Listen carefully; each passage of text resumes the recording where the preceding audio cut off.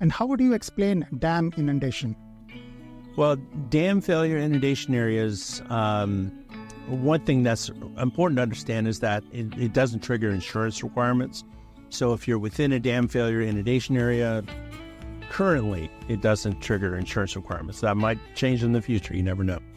But it's pretty common to be within a dam inundation zone in flat-lying areas, especially if you're near creeks and rivers, because in California, we have over nearly about 1,000 reservoirs just in the state alone.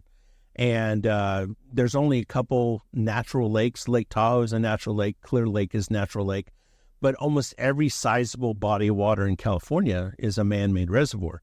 And so you would have a dam, and if that dam ever fails or even gets breached, you would have water flow downstream from that reservoir and possibly negatively impacting homes and life in general. So, and it really depends on, how much water is released, or if there's, we don't see instantaneous dam failures where, meaning the dam is there 1 minute and gone the next, but we will see partial breaches or collapsing of a dam where water over the several hours, it gets released from a dam or a broken dam.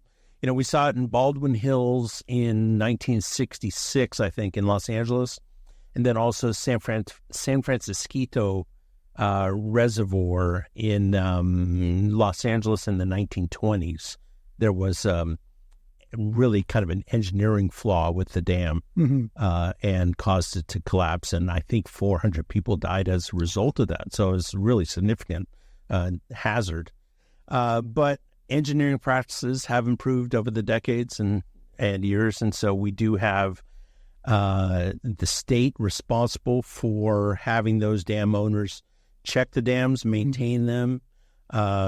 We have Anderson Reservoir in Morgan Hill right now has been undergoing a retrofit and upgrade. So what they do is they lower the reservoir water levels to maybe 50% capacity while they're making improvements to the dam. Once those are finished, then they can fill it back up again. So it's something that emergency officials take really seriously, and they monitor those dams. And but from a disclosure standpoint, we've seen a lot of updates too. Over 800 maps have been updated over the last 4 or 5 years. I think it was Senate Bill 92 that the previous governor signed into law that required dam owners to update the information, because the dam inundation maps that we were using were very, very out of date. They were done in the 70s.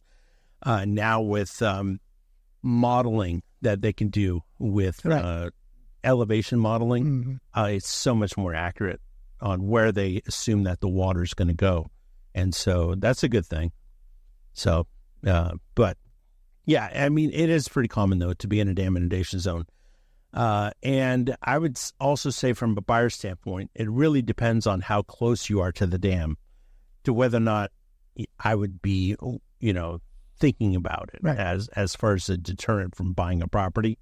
If you're 20, 30 miles away from a dam, like say you're in downtown San Jose, that really wouldn't bother me that much. Where I live in Sunnyvale, we have an inundation area from Stevens Creek Dam, but it doesn't keep me up at night, but the water would mainly go along Stevens Creek.